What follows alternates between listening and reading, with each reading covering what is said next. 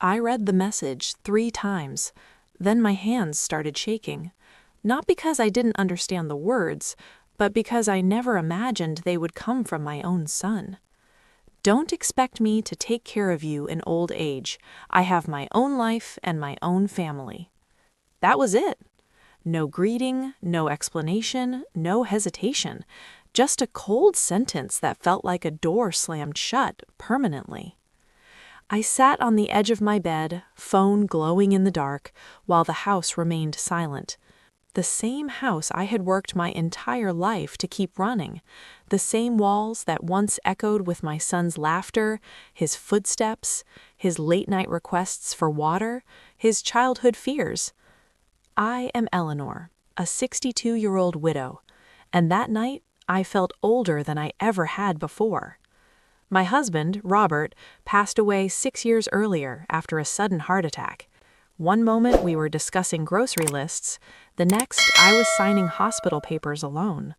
From that day on, my life became quieter, not empty, but quieter. My son Daniel was my only child. I raised him with everything I had. I worked double shifts when his father lost his job. I skipped meals so he could eat better. I sold my jewelry to pay for his college books. I sat beside him during fevers, heartbreaks, failures, and dreams. I never once told him, "You owe me," because love doesn't keep score. Daniel grew up, moved out, got married to Claire, and had 2 beautiful children.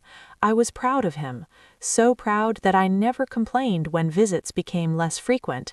I never argued when calls turned into texts, and texts turned into silence.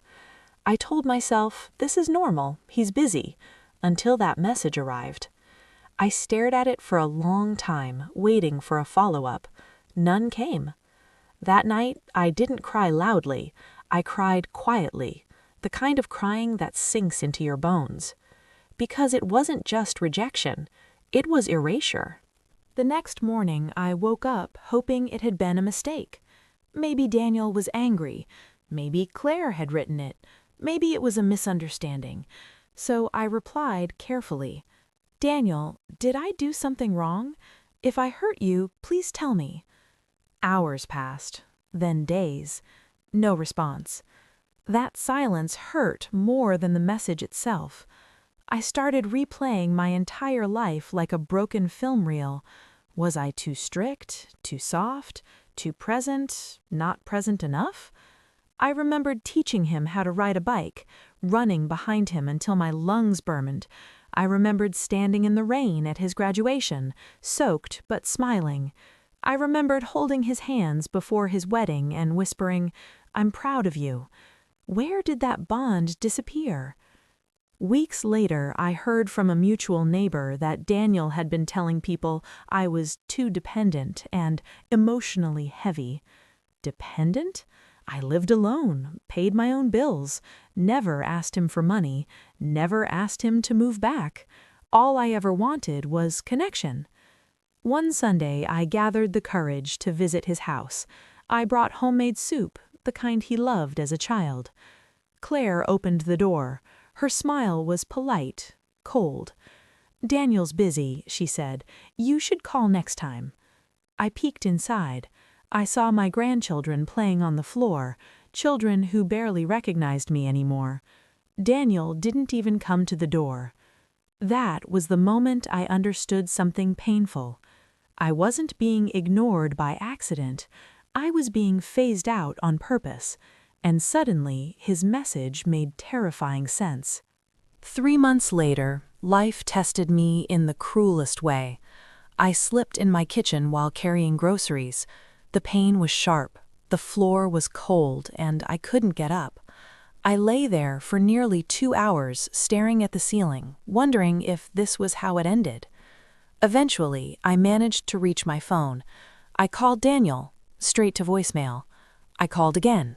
Nothing. Finally, I called an ambulance.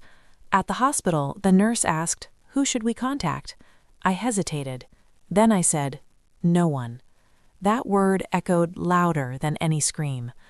I was discharged with a fractured wrist and strict instructions to rest. I returned home alone. I struggled to cook, clean, and even dress myself. Daniel never called. Not once. But you know what surprised me? I survived. I adapted. Neighbors helped. A local community center offered support. I joined a seniors group, people who had been abandoned, forgotten, or pushed aside just like me. For the first time, I realized something powerful. Family isn't always blood. One evening, I sat down and wrote Daniel a letter. Not to beg, not to accuse, but to release myself. I wrote about his childhood, about the sacrifices, about my pride in him. Then I wrote this. I never expected you to take care of me. I only hoped you'd care about me. I folded the letter, and I didn't send it, because I finally understood something important. Closure doesn't always come from the person who hurt you. Sometimes it comes from choosing peace over pain. Months later, something unexpected happened. Daniel showed up at my door. Older, tired, uncomfortable. He told me his marriage was struggling, that he felt overwhelmed, that he had pushed me away because he didn't know how to balance his life. He said, I didn't mean it the way it sounded. I looked at him, and for the first time, I didn't rush to comfort him. I simply said, words matter. I didn't yell. I didn't cry. I just told the truth. I raised you to be strong, I said, but I never raised you to forget where you came from. He left quietly. Today, I'm still living alone, but I'm no longer waiting.